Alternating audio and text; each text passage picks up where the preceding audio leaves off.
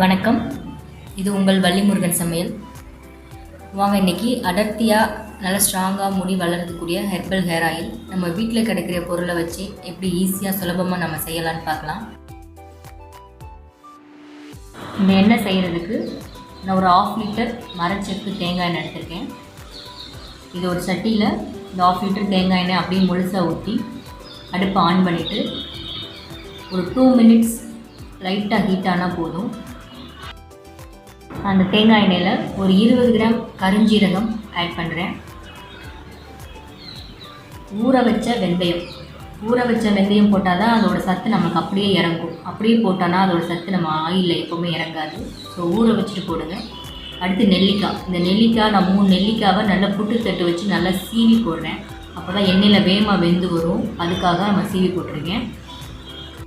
நம்ம போடுற திங்ஸ் எல்லாம் ஆயிலில் நல்லா வேகணும். அதனால் நம்ம சின்னதாக கட் பண்ணி போடுறோம். அடுத்து ஒரு கைப்பிடி மருதாணி, அதை கொஞ்சம் எண்ணெயில் போட்டு ஒரு கற்றாழை, அந்த கற்றாழையை நல்லா பொடிசாக கட் பண்ணி அதுக்கப்புறம் ஆயிலில் போட்டால் தான் அதுவும் சீக்கிரமாக வேகும். அதுக்காக நான் கட் பண்ணி ஆயிலில் போட்டிருக்கேன். அடுத்து பார்த்திங்கன்னா செம்பருத்தி இலை ஒரு கைப்பிடி, செம்பருத்தி பூ ஒரு 6லேருந்து ஒரு 10 பூ. இது எல்லாமே நம்ம முடி வளர்ச்சிக்கு உண்டான பொருட்கள்லாம் நம்ம வீட்டுக்கிட்டையும் ஈஸியாக கிடைக்கக்கூடிய பொருள் தான். ஸோ இது தயாரிக்கிறது ரொம்ப சுலபம். அடுத்து பார்த்திங்கன்னா கருவேப்பிலை, ஒரு 2 கைப்பிடி கருவேப்பிலை எடுத்துருக்கேன். ஏன்னா கருவேப்பிலையோட வாசம் எண்ணெயில் சூப்பராக அடிக்கும். ஸோ அந்த கருவேப்பிலை நீங்கள் எவ்வளோ சேர்த்தாலும் தப்பு இல்லை. நான் 2 கைப்பிடி போட்டிருக்கேன்.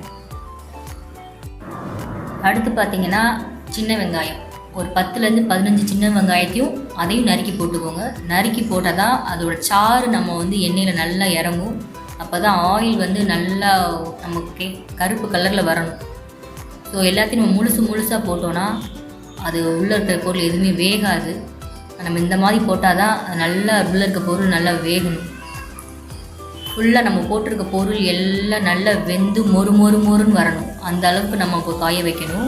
அப்போ தான் அந்த எண்ணெய் நல்லாயிருக்கும். இல்லைன்னா எண்ணெய் கெட்டு போயிடும். ஸோ நல்லா நம்ம எண்ணெயில் போட்டிருக்க பொருள் எல்லாம் எண்ணெயில் முழுவதும் நல்லா கிண்டி விடுங்க.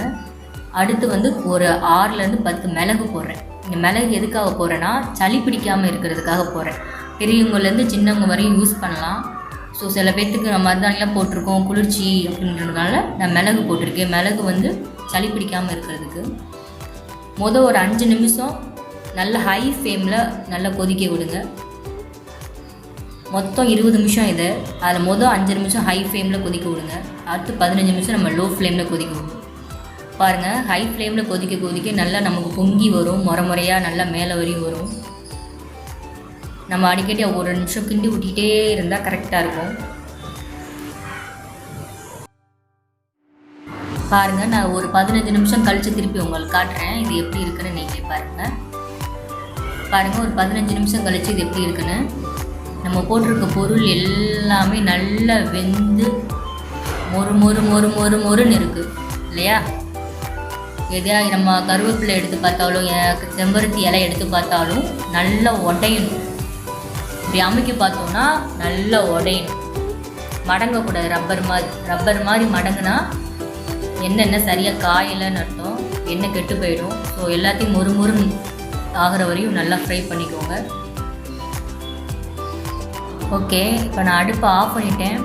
ஒரு 3 மணிலேருந்து 4 மணி நேரம் நான் இதை நல்லா கூல்டவுன் ஆற வச்சுட்டு அதுக்கப்புறம் நம்ம வடிகட்ட போகிறப்போ ஒரு சுத்தமான காட்டன் துணியில் விரித்து அதை நம்ம 4 மணி நேரம் ஆற வச்சுட்டு அந்த எண்ணெயை ஒரு சுத்தமான துணியில் நல்லா நம்ம வடிகட்ட போகிறோம்.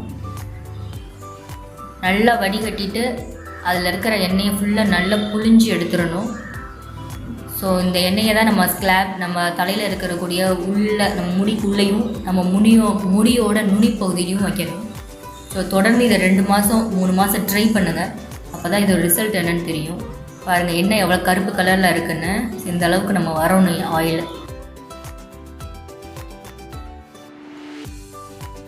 ஸோ இந்த எண்ணெயை நல்லா ஒரு பிளாஸ்டிக் பாட்டிலெலாம் ஸ்டோர் பண்ணாதீங்க. ஒரு கண்ணாடி பாட்டிலில் ஸ்டோர் பண்ணுங்கள். அப்போ தான் இதோட மனம் எப்போவுமே நம்ம திறக்கும் போது நமக்கு நல்லா இருக்கும். கெட்டு போகாது. ஸோ கண்ணாடி பாட்டிலில் ஸ்டோர் பண்ணுறது தான் நல்லது. ஸோ இந்த ஆயிலை நீங்கள் ட்ரை பண்ணிவிட்டு எப்படி இருக்குன்னு எனக்கு கமெண்ட் செக்ஷனில் சொல்லுங்கள். இந்த வீடியோ உங்களுக்கு பிடிச்சிருந்தா லைக் பண்ணுங்கள், ஷேர் பண்ணுங்கள், ப்ளீஸ் சப்போர்ட் பண்ணுங்கள். மீண்டும் அடுத்த வீடியோவில் சந்திக்கிறேன். வணக்கம்.